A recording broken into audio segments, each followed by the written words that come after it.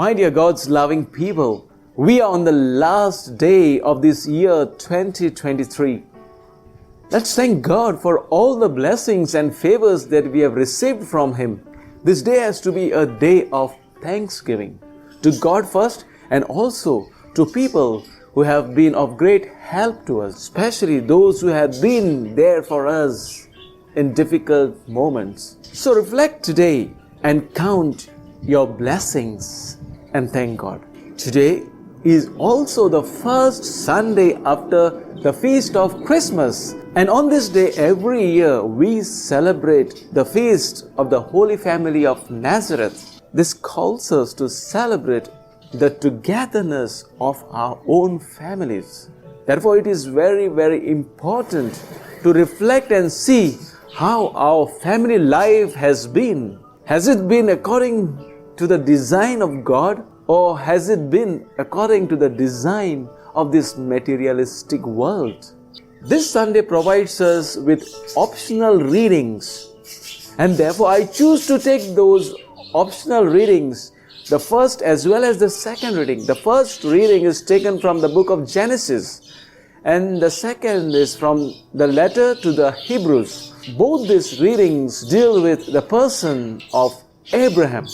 In the first reading we are told that Abraham had no child with his wife Sarah, and therefore his family was incomplete. He prayed to God. God gave him a promise. He believed in the promise of God. And then, with the birth of Isaac, his family was complete. The second reading exhorts us to imitate the unshakable faith of Abraham in the promises of God. Now let's move to the gospel passage which highlights the Holy Family of Jesus, Mary and Joseph. This family is called a Holy Family, a model family. Holy family means a family well lived, based on the good values of the kingdom of God and always doing the will of God. As we see in the gospel passage today, this family was always obedient to God, to His commandments, and therefore Joseph, the head of the family, brings Mary for the rite of purification and to dedicate the firstborn Jesus to God with the customary offering. This family was met with various people. Some of them always gave them blessings. They rejoiced at their sight. We see in today's gospel passage Simeon and Anna. But there were also people who were seeking to destroy this family by killing their only child. We know King Herod was after child Jesus to finish him off. This family had good times as well as bad times. But they always pondered on whatever came on their way. Simeon prophesied that this baby, Jesus, would be a light to the nation. That means this baby would point to God, will reveal God to the entire world, and that He is actually the salvation of the world. He also prophesied that He would have to suffer, and along with that, His mother too would have to suffer.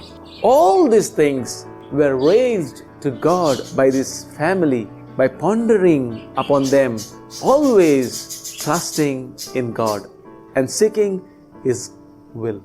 The parents did countless sacrifices for the baby Jesus. And so it is so very important to reflect today and check how our families are. The greatest responsibility lies on the shoulders of the parents, for they accepted this responsibility on the day of their marriage. The children always follow the parents. The children learn more by looking than reading. When your children look at you doing something good, they automatically try to imitate you. If your example is good, everything will be good. There could be some cases, and you may claim that you are good but your children are astray. It points to one thing, that somewhere you have failed in your parenting. Children could be led astray by situations and by other people's, but your timely correction and direction is very essential so that they are on the right track of life. And that is your responsibility. In today's world, we see several families destroyed. There is no unity in the family.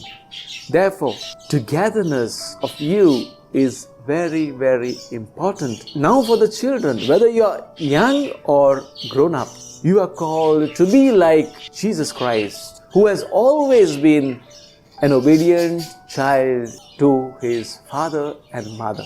He grew in God's favor and also in the blessings of his parents. You are called to always respect your parents and to take care of them, even in their old age. Never ever forget this fact that you are here only because of your parents.